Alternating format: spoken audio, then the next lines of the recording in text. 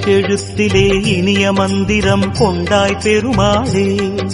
எங்கள் சந்ததி காக்க வந்தவன் நீதான் திருமாலே.